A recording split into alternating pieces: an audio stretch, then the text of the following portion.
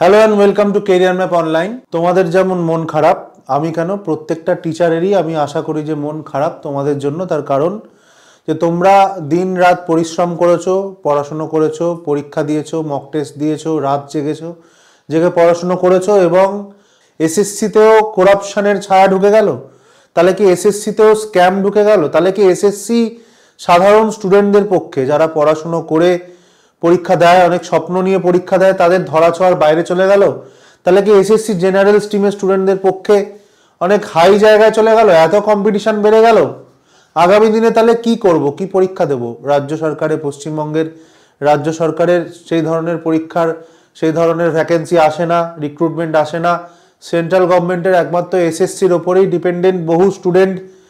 আগামী দিনে তাহলে কি করব আমরা? আগামী দিনে তোমরা কি করবে, কিভাবে পড়াশোনা করবে, কোন পরীক্ষার জন্য পড়বে, কি মাইন্ডসেট নিয়ে চলবে, কি টার্গেট রাখবে, এই সমস্ত জিনিস নিয়ে আমি আজকে তোমাদের সঙ্গে আলোচনা করব। তোমরা ভিডিওটা শেষ পর্যন্ত দেখো। আশা করি তোমাদের যে এখন মেন্টাল স্ট্যাটাস আছে তার অনেকটা ইমপ্রুভমেন্ট ঘটাতে পারবো, বা তোমাদের মনের মধ্যে যে প্রশ্নগুলো আছে, যে ডাউটগুলো আছে, সেগুলো কিছুটা হলেও ক্লিয়ার করতে পারবো।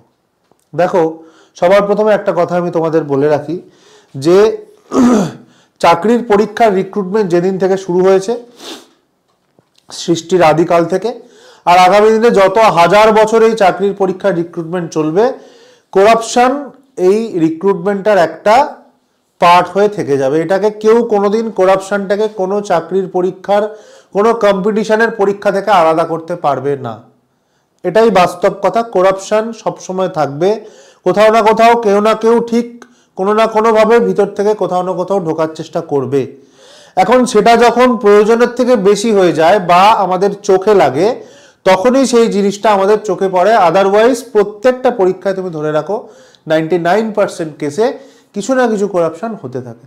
তাহলে আমাদের যেমন করাপশনের দিকে মাথা ঘামালে চলবে না, যে কত করাপশন হচ্ছে, কতজন ভিতর থেকে ঢুকছে, কতজন পড়াশোনা করে ঢুকছে, কি স্ক্যাম হচ্ছে না হচ্ছে, এই সমস্ত জিনিসপত্র যেমন মাথা ঘামালে চলবে না, ঠিক তেমনই ভাবে আমাদের কনস্টিটিউশন অফ ইন্ডিয়ার একটা খুব বড় ব্যাপার হচ্ছে আমাদের কাস্ট সিস্টেম। কাস্ট সিস্টেম নিয়ে আমাদের মাথা ঘামালে চলবে না, কারণ কাস্ট সিস্টেমটাও যতদিন চাকরির পরীক্ষার রিক্রুটমেন্ট থাকবে, কাস্ট সিস্টেম থাকবে, কোটা ওয়াইজ কাট অফ ডিফারেন্ট থাকবে।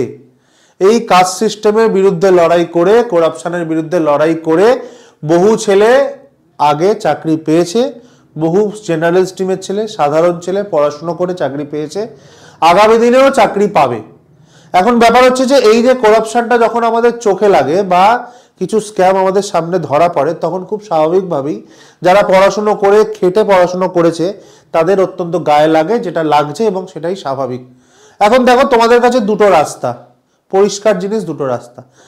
এক নম্বর হচ্ছে তোমরা এই যে কোথায় স্ক্যাম হয়েছে সেই স্ক্যাম সার্চ করতে থাকো, নেটে ইউটিউবে সার্চ করতে থাকো, স্ক্যাম হয়েছে, স্ক্যাম হয়েছে, করাপশন হয়েছে, না হলে আমি পাস করে যেতাম, পরীক্ষার কোয়েশ্চেন কঠিন হয়েছে, আমি তো পড়াশোনা করেছি, করাপশনের জন্য পাইনি, এইরকম জেনারেল এক্সকিউজেস দিয়ে তুমি নিজেকে একটা সান্ত্বনা পুরস্কার দিতে থাকো যে আমি তো পাস করে যেতাম, আমি করাপশন না হলে পাস করে যেতাম। তোমাদের কাছে দু নম্বর অপশন কি?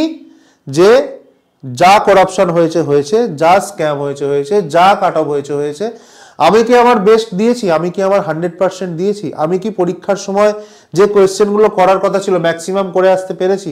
আমি কি ফুল সিলেবাস কভার করে 100% প্রস্তুতি নিয়ে পরীক্ষার 2-3 মাস আগে থেকে মক টেস্ট দিয়ে নিজেকে সেই জায়গায় তৈরি করতে পেরেছি?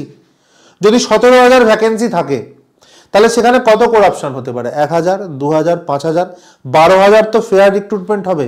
সেই 12,000-এর মধ্যে তোমার নাম নেই কেন? মোটামুটি মে জুন থেকে সমস্ত পরীক্ষার সিরিজ দিয়ে রয়েছে।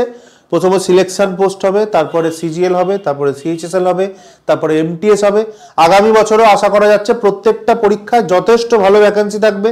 সিজিএল-এ 20,000-এর কাছাকাছি, এমটিএস-এ 10,000-এর কাছাকাছি ভালো পরিমাণে ভ্যাকেন্সি থাকবে।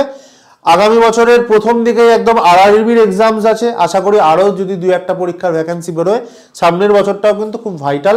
তোমরা এখন কি হয়ে গেল সেটাকে নিয়ে ধরে পড়ে না থেকে, সেটার পেছনে সময় নষ্ট না করে, আগামী বছরে নিজেকে কিভাবে তৈরি করবে, নিজের ল্যাগগুলোকে কিভাবে নিজেকে সেই জায়গাটাকে তৈরি করবে, সেই জিনিসে ফোকাস করো এবং আগামী বছরের পরীক্ষাগুলোর জন্য উঠে পড়ে লাগো।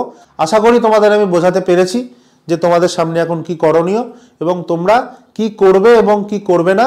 এই মাইন্ডসেট নিয়ে চলো যে যাই হয়ে যাক সামনের বছর আমাকে এই নাম্বারের টার্গেট রাখতে হবে, এই জিনিসটা আমাকে অ্যাচিভ করতেই হবে। ঠিক আছে, তোমরা ভালো করে পড়াশুনো করো, ভালো করে নতুন উদ্যমে নতুন রকমভাবে পুরনো জিনিস ভুলে গিয়ে নতুন স্পিরিট নিয়ে আবার নতুন করে বইপত্র নিয়ে পড়াশোনা শুরু করে দাও। Thank you, good lakh.